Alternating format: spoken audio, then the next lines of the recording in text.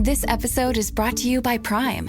What if you had one more chance with the one that got away? Sam. You came home. Based on the best-selling novel from Carly Fortune. Every Year After follows childhood friends Sam and Percy as they reunite in the dreamy, nostalgic lakeside town of Barry's Bay. Love can be hard to find. So if you're lucky enough to find that person, never let go. A second chance at first love. Every Year After, now streaming only on Prime. Study and play come together on a Windows 11 PC. And for a limited time, college students get the best of both worlds. Get the Unreal College Deal. Everything you need to study and play with select Windows 11 PCs. Eligible students get a year of Microsoft 365 Premium and a year of Xbox Game Pass Ultimate with a custom color Xbox wireless controller. Learn more at windows.com/student offer. While supplies last. Ends June 30th. Terms at aka.ms/collegepc.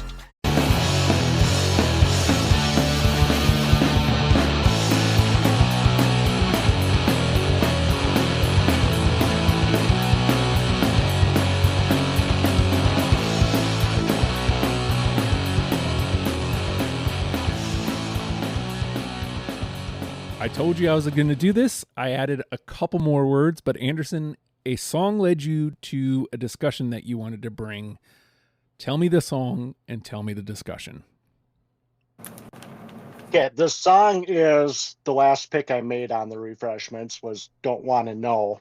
Oh. And sometimes you find a missing puzzle piece. You get a little bit of information, and it's something that takes a song you've been listening to and singing along with for 30 years, and it puts it in a different light and just changes your perspective on the song entirely. This happened to me in 23 when my dad was succumbing to Alzheimer's. And if you've ever had the misfortune to witness someone you've known your whole life lose that fight, the song Nothing Man by Pearl Jam will always hit you differently. And the same sort of thing happened on a smaller scale a couple of days ago when I learned something about Don't Want to Know. And it ties into local band scenes and how they work. Society kind of leads you to believe that every local band hates each other.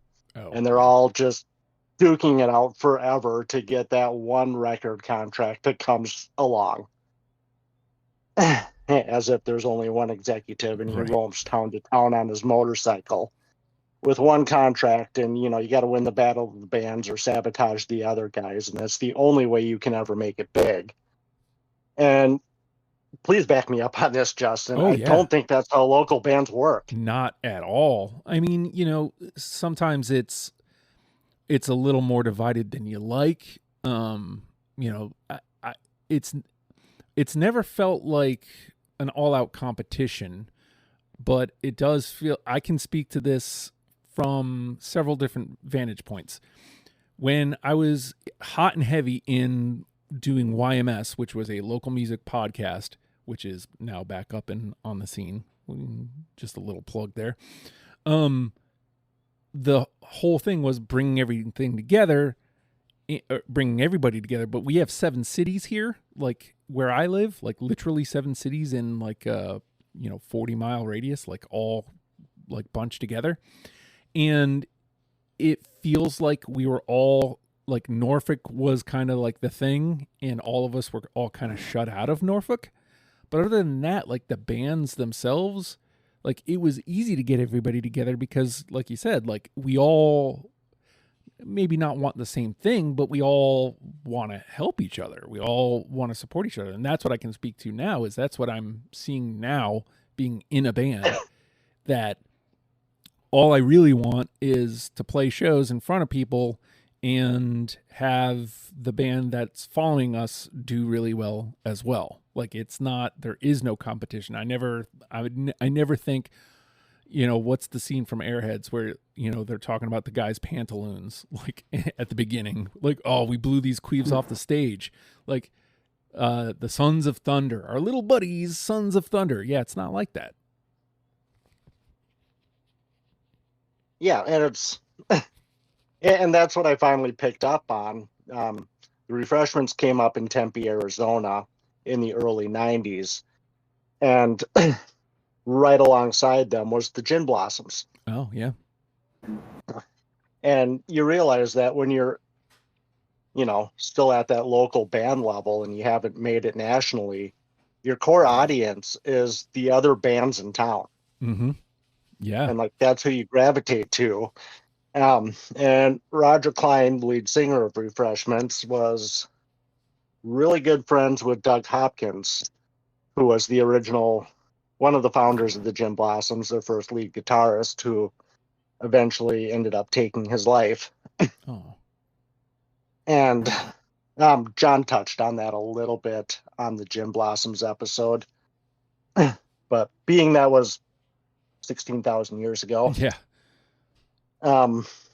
so hey, I'm going to break off, tell a little story about Doug, and then I'll go back.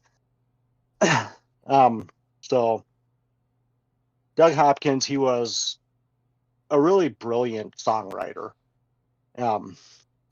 Really good guitar. He did a lot of New Miserable Experience, the Gin Blossoms breakout album. A lot of that was his work.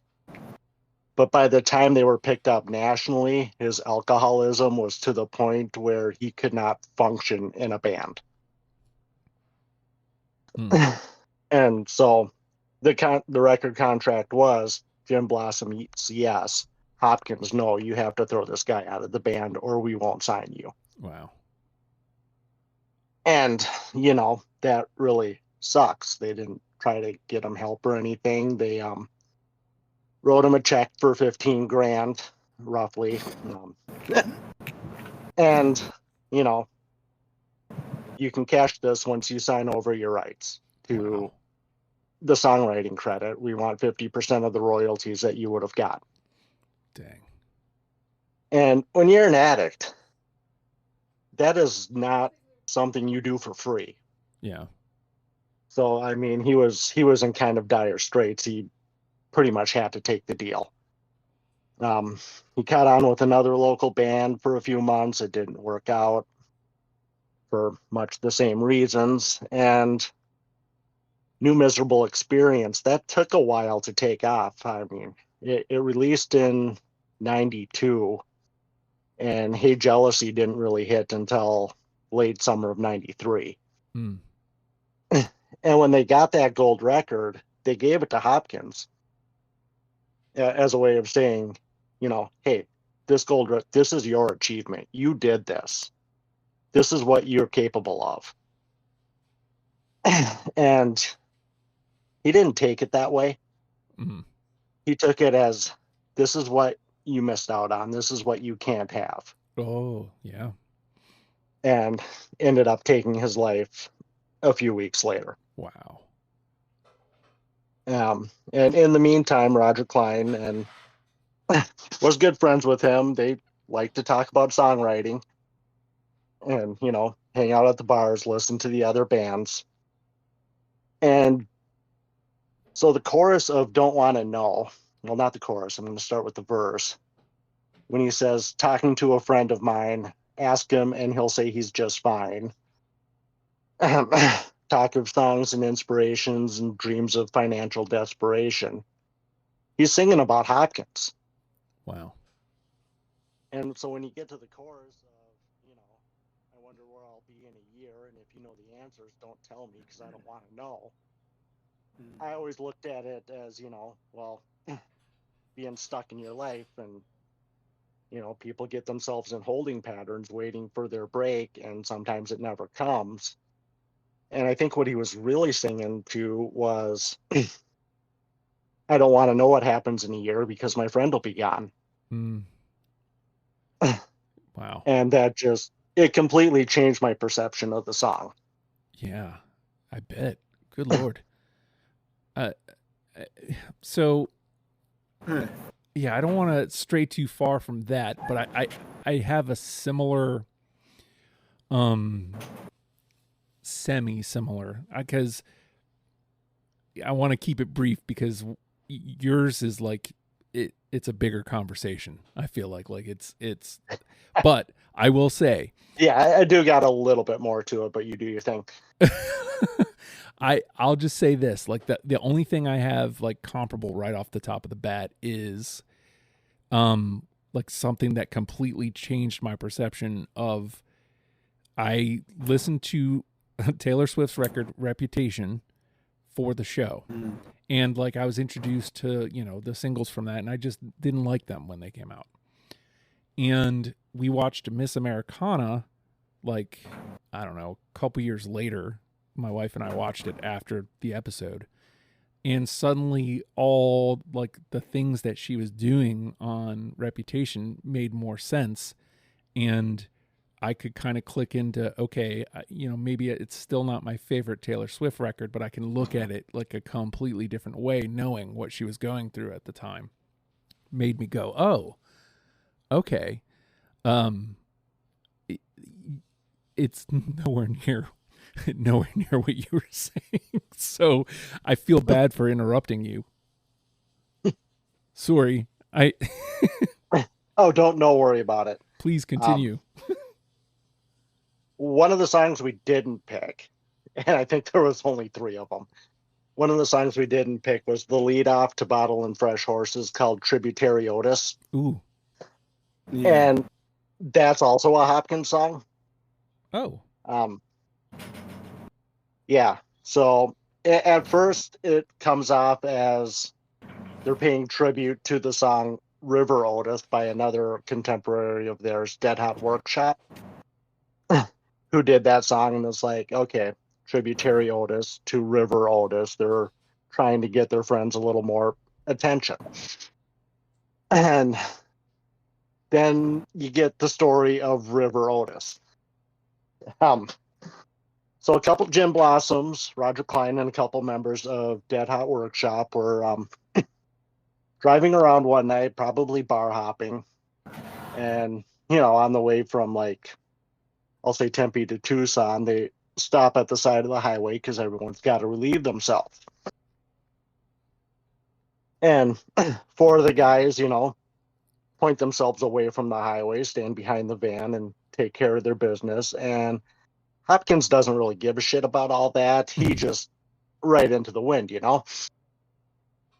And so while everyone else is finishing up, first a little stream and then a river of that yellow stuff comes from under the van. Because, when you drink that much, you can pee that long. And so they called it River Otis. And the reason behind the Otis is the Gin Blossoms would every now and then go on stage as a cover band. Oh. And they would call themselves the Del Montes. And as kind of a tribute to the Traveling Wilburys, they all gave themselves different first names. And, here's the Del Monte brothers. And Hopkins' name there was Otis. So it's a tribute to Otis Del Monte. Oh. And so there's a double meaning to that song, because not only are they paying tribute to Dead Hot Workshop and their song River Otis, trying to lead people to it like a tributary does to a river, but they're also paying tribute to their friend Otis. Oh, that one was really late for me. Like, I want to say that was my number 11. So that one almost made my list. Yeah, and I mean, they also reference both bands, and Interstate, which is the song we picked. The line Lead Thoughts and Lost Horizons is the title of a song from each of the other 2 bands they were tight with. Well, there's like a lot more there than, like, you would have to know this information for it to be like that thoughtful. But once you know that information, then like it makes a bigger impact. Yeah, you realize, like, his writing goes deeper than what you see. For sure. Which I think kind of speaks to... Yeah, I didn't realize how deep until I took that dive the other day. Yeah, I think it kind of speaks to what I was saying about Banditos, is like, what a terrific song. But like, also, like, the refreshment should be so much more than that. I mean, and again, like, Banditos is actually terrific storytelling. It's like a really fun song. But like, there's a lot more depth and meaning, whereas Banditos feels it's fun and semi shallow. Yeah. So it's a fun little pop song. Exactly. Well, I guess before we wrap it up, unless I'm wrapping you prematurely, Anderson, if you had more, like, please continue. But I was going to pitch over to Brian and see if he had had one before we call it. I was trying to think of it. I was trying to think of anything. I'm sure there is. I would say a song that, it's not like, devastating or anything, but like Fatal by Pearl Jam hit me later when I found out that it was Stone Gossard was writing it about his wife cheating on him. And so then that took a little bit more meaning to me. I'm sure there's tons of songs like that. Well, it didn't take a personal meaning, my wife never cheated on me. But I don't know, it kind of made the song stand out more to me. But I don't know. I'm sure I'll be thinking later and I'll come up with 10 songs. Yeah. But not off the top of my head. Hey man, it's all right. Anderson, you carried this one and we appreciate you for it. Yeah, it was good. Yeah, I had a few extra days to work it out, so that helped. Yeah. All right, so I'm gonna go ahead and call it. Well, you know how we do. We just say bye.